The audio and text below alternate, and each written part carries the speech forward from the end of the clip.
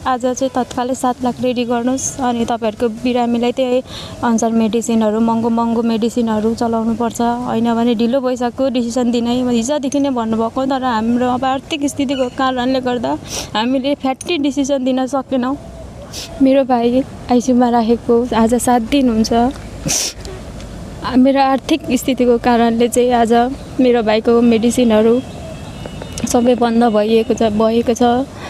त्यसैले म हजुरहरूप्रति दुई हात जोडेर भन्दैछु, जति सक्नुहुन्छ त्यति नै मनले सहयोग गरिदिनु होला। घर परिवारले सक्ने जति हामीले गऱ्यौँ र समाजले अनि सहयोग गर्नुभएकोले जति गरेर लगभग 15-20 लाखै पैसा सकिसक्यो। धेरै ऋणहरू पनि लियौँ हामीले।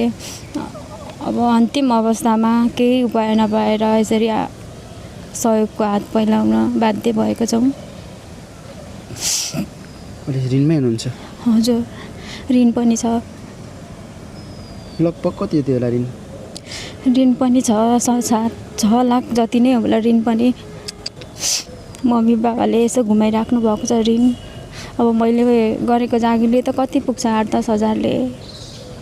अहिलेको जमानामा लाउनु र खानु नै गाह्रो दाउदो हुन्छ। जति पनि आफ्नो स्थितिलाई त्यही अनुसार चलाउँदै अघि बढ्दै थिएँ।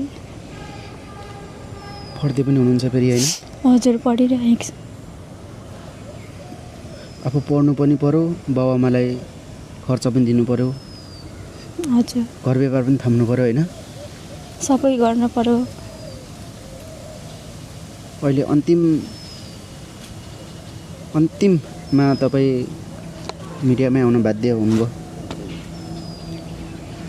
दर्शकबिन पक्कै पनि हेर्नुहोस्, तपाईँलाई कस्तो लाग्छ उहाँको कुरा। एउटा चेलीले पढ्दै पनि छिन्, आफै पनि पढ्दै छिन् र पढाउँदै पनि छिन्। 8-10 हजार जागिरले के गरौँ नेपालमा? तपाईँहरूलाई आफै थाहा छ होला।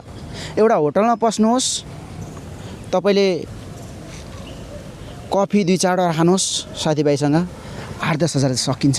अहिलेको जमानामा केही पनि होइन 8-10 हजार। हेर्नुहोस्, त्यो पनि पुग्दैन।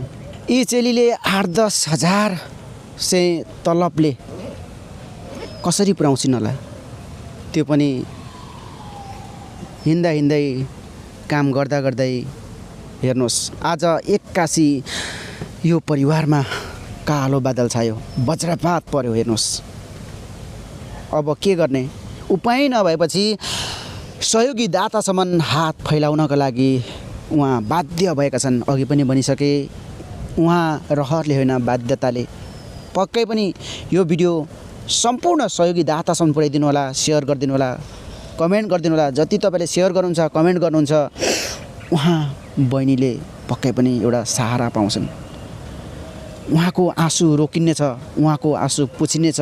त्यो आँसु रोक्नुमा र पुछ्नुमा तपाईँहरूकै हात छ। हेर्नुहोस्, ती 21 कि 22 वर्षको भाइ भन्नुभयो? 21 वर्षको भाइलाई बचाउनका लागि यी चेली हेर्नुहोस्, उहाँ तडपी हिँडिराख्नु भएको छ। यति बेला उपचार नभएर हस्पिटलमा जिउँदो लास पनि लडिरहेको छ। जब डिपोजिट भयो तब मात्रै उपचार हुने, होइन? हजुर, आज चाहिँ तत्कालै 7 लाख रेडी गर्नुहोस् अनि तपाईँहरूको बिरामीलाई त्यही अनुसार मेडिसिनहरू महँगो मेडिसिनहरू चलाउनुपर्छ, होइन भने ढिलो भइसक्यो डिसिसन दिनै। हिजोदेखि नै भन्नुभएको, तर हाम्रो अब आर्थिक स्थितिको कारणले गर्दा हामीले फ्याट्टी डिसिसन दिन सकेनौँ।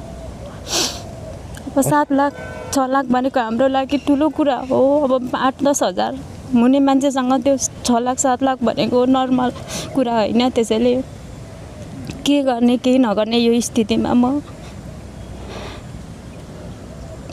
अहिलेसम्म के डिसिजन त्यत्तिकै आइसियुमै छ? हजुर, आइसियुमै छ। जब 7 लाख रुपियाँ डिपोजिट भयो तब मात्रै ट्रिटमेन्ट सुरु हुन्छ, है? हजुर।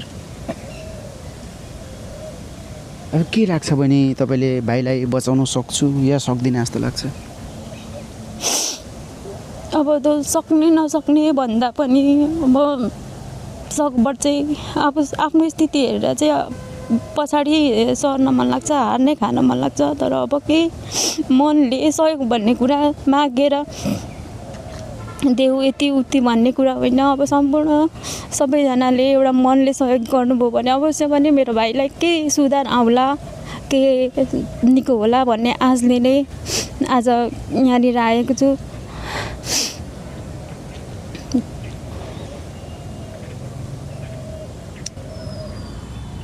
हेर्नुहोस्, बोल्ने शब्दै छैन। अब यी एकजना चेली घरको मुल्की, घरको गार्जेन भनेकै यी एकजना चेली छिन्। अब यी चेलीले के गर्ने त? म अझै दोहोऱ्याउनै चाहेँ यो शब्द। उहाँ एकजना शिक्षिका हुनुहुन्छ, 8-10 हजार चाहिँ तलब छ। उहाँ आफै पनि पढ्दै हुनुहुन्छ। उहाँको जीवनमा, उहाँको जिन्दगीमा उहाँको लागि खर्च गर्ने कि उहाँ पढ्ने कि हेर्नुहोस्, बुवा आमालाई पनि खर्च पेल्नु पऱ्यो। 81 भाइ यस्तो हुँदाखेरि उहाँ छाँगा जस्तै भएर गर्नुभएको छ। र तपाईँलाई सम्पूर्ण देश विदेशबाट तपाईँलाई हेरिराख्नु भएको छ सहयोगी दाता, सहयोगी मन, होइन? नरुनु, अघि नै धेरै रुइसक्नुभयो तपाईँ। कति दिन भयो रुएको तपाईँ? रोएको भन्दा पनि अब भाइको अवस्थाले चाहिँ यो मेरो मन थाम्न नसकेर, उसको पीडा देखेर, यो गरिबीपन देखेर आफूले केही गर्न नसकेको कारणले चाहिँ आफैलाई धेरै रुवाएको पनि छ। भोलिको दिनमा पनि केही गर्नु सक्दिनँ होला भन्ने एउटा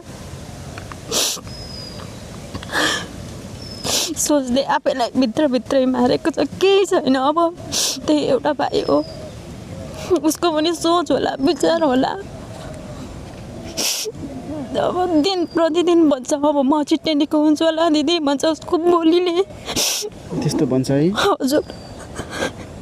के भन्छ अरू भनिदिनुहोस् त भाइले? निको हुन्छु होला, घरमा पनि यहाँ अब खर्च धेरै भइसक्यो। अब त्यत्रो 20-21 वर्षको मान्छेले बिरामी अवस्थामा पनि त्यो सोच्छ भने उसले आफ्नो स्थिति हेरेर नै मलाई त्यसरी कुरा गरेको होला जस्तो लाग्छ। र भोलिको दिनमा मेरो भाइले हस्पिटलदेखि निकाल्नु पऱ्यो भने यही गरिबी र पैसा नभएको कारणले निकालिन्छ। त्यसैले चाहिँ मैले आफ्नो पीडा सबैलाई खुलेर भनेको छु।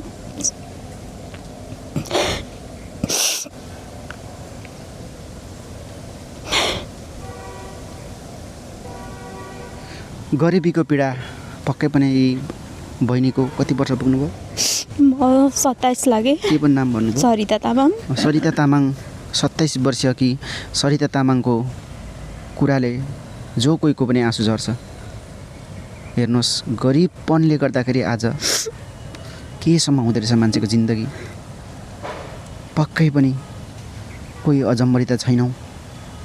हेर्नुहोस्, मान्छेलाई केही दिनको लागि, मान्छे केही दिनको पाहुना मात्रै हो यो संसारमा। एक दिन यो संसार, यो धरतीलाई छोडेर जानै पर्छ। तर भर्खरको 21 वर्षीय भाइलाई बचाउन पाइयो भने त्यो जतिको ठुलो धर्म केही पनि हुँदैन। हेर्नुहोस्, सबैलाई रहने भिडियो यो। हेर्नुहोस्, तपाईँहरूले, म सधैँ भने गर्थेँ, मन्दिरमा गएर बोका काट्दैमा, मन्दिरमा गएर भाले काट्दैमा पुण्य कमाइँदैन। मान्छेले मान्छे नै बचाउनु पर्छ अनि चाहिँ पुण्य कमाइन्छ जस्तो लाग्छ। मेरो स्वतन्त्र विचार तपाईँहरूलाई म भन्दैछु। हेर्नुहोस्, आज ती कलकलाउँदो उमेरमा यत्रो ठुलो घातक रोग लागेको छ। दुइटै मृग लफेल होइन? हेर्नुहोस्, यत्रो ठुलो घातक रोगले सताइरहेको छ, जीवन र मरणको दोधारमा परिरहेको छ। हेर्नुहोस्, तत्कालको कुरा छ, अहिलेको कुरा छ। टिचिङ अस्पतालकै छेउमा छौँ हामी, आइसियुमा राखिरहेको छ। डिपोजिट नभएको कारणले गर्दाखेरि रोकिरहेको छ ट्रिटमेन्ट। हेर्नुहोस्, अब के सरिता तामाङको भाइलाई बचाउन सकिन्छ त? यो भगवानको हात पनि होइन, मानवको हात, तपाईँहरूकै हातमा छ यी सरिता तामाङको 21 वर्षीय भाइले बचाउनुमा। हेर्नुहोस्, दिदीले एउटा भाइको लागि चाहिँ जीवन बचाउनको लागि तडपी तडपी हिँडिरहेको छ। पक्कै पनि यी भाइको जिन्दगी जीवन बच्छ भन्ने आशले नै हिँडिराख्नु भएको छ। उहाँको आँखामा आँसु पुस्नुहुने, स्वदेश तथा विदेशमा हुनुहुने मनकारी भावना, मनकारी चाहिँ तपाईँहरू नै हुनुहुन्छ। हेर्नुहोस्, एउटा होटलमा पस्दाखेरि धनी मनीले दिनमा 40-45 हजार 30-35 हजारको खाएर सक्छन्, तर त्यत्रो धेरै होइन। तपाईँहरूले यस्ता लाउँ खाउँ भन्ने उमेरमा जिउँदो लास बनी लडिरहेका भाइलाई 50 रुपियाँ 20 रुपियाँ गरेर धेरैले सहयोग गर्नुभयो भने त्यो एकदमै ठुलो धर्म हुन्छ। तपाईँले रक्सी खानुहोस् 5,000को, त्यसले मान्छेको जीवन घटाउँदै लान्छ, मान्छेको जिन्दगीलाई तहस नहस बनाइन्छ। तर तपाईँले 20 रुपियाँ सहयोग गर्नुहोस् सरिता तामाङको भाइलाई, त्यो एकदमै ठुलो धर्म हुनेछ पक्कै पनि। र तपाईँलाई अहिले स्वदेश तथा विदेशबाट हेरिराख्नु भएको छ, हामीसँग त धेरै सहयोगीदाता हुनुहुन्छ, धेरैको जीवन बचाउनु भएको छ, धेरैलाई जीवनदान दिनुभएको छ, धेरैलाई घर व्यवहार घर बनाइदिएका छन् है। अब घरै नहुनेलाई घर बनाइदिएका छन्, धेरै छन् सहयोगीदाताहरू देश विदेशमा। एकचोटि नमस्ते गरेर के भन्न चाहनुहुन्छ एकचोटि भनिदिनुहोस्। सबैलाई नमस्कार, मेरो नाम सरिता तामाङ, घर राजारानी धनकुटा 24। मेरो भाइ आइसियुमा राखेको आज 7 दिन हुन्छ। मेरो आर्थिक स्थितिको कारणले चाहिँ आज मेरो भाइको मेडिसिनहरू सबै बन्द भएको छ। त्यसैले म हजुरहरूप्रति दुई हात जोडेर भन्दैछु, जति सक्नुहुन्छ त्यति नै मनले सहयोग गरिदिनु होला। के भन्न चाहनुहुन्छ? हजुर, बुझिसक्नुभयो, तपाईँको आँखाबाट आँसु झरिरहेको छ। र अब तपाईँबाट हुने भाइलाई बचाउनु सक्ने केही पनि रहेन, केही रहेन है। हजुर, मात्रै आशा छ तपाईँले अहिले स्वदेश तथा विदेशमा हुनुहुने सहयोगीदातासँग मात्रै आश छ। त्यही अलिअलि सहयोगले सम्पूर्ण नेपाली दाजुभाइ आमा बुवा दिदीहरूले एउटा मनले एउटा आफ्नो घरभित्रै घटेको घटना सम्झेर मायाले केही पैसा दिनु, केही सहयोग दिनुभयो भने चाहिँ अलिकति सुधार आउला कि निको होला कि भन्ने आश छ। त्योभन्दा अरू अप्सन नै छैन मसँग, कि लगेर जानु पर्यो घर। यो अवस्थामा फेरि उसको छटपटेको देख्दा, उसको पीडा देख्दाखेरि छट्टै लानु पनि नसकेर आज 2 दिन भयो, डिसिजन दिनै गाह्रो भयो हामीलाई। छटपटेर बसिरहेको छ। हजुर,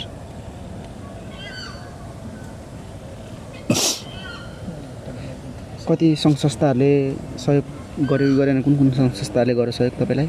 सङ्घ संस्थाले भन्दा पनि त्यही गाउँघरको समाजले सहयोग गर्नुभयो। ए, गाउँघरको समाजले? हजुर, उहाँ अघि नै मलाई भनिसक्नुभएको थियो फोनमै, उहाँसँग खाना पनि खानुभएको छैन। त्यस्तो तपाईँले भन्दै हुन्थ्यो मलाई फोनमा, किन खाना चाहिँ खानुपर्छ नि त बहिनी, आफ्नो स्वास्थ्य पनि हेर्नुपर्छ नि त। जब आफू स्वस्थ भयो तब पो चाहिँ काम गर्न सकिन्छ, दिमाग आउँछ, कसरी समस्याको समाधान गर्ने त्यतापट्टि गइन्छ। अनि खाना चाहिँ किन नखानुभएको? यो अवस्थामा दिमागले नै केही सोच्नै सकेको छैन। मरौँ कि बाँचौँ, मरौँ त त्यही बुढाबुढी बुवा आमालाई कसले हेर्ला भोलिको दिनमा। भाइको अवस्था यस्तो छ, त्यसैले अब खाना त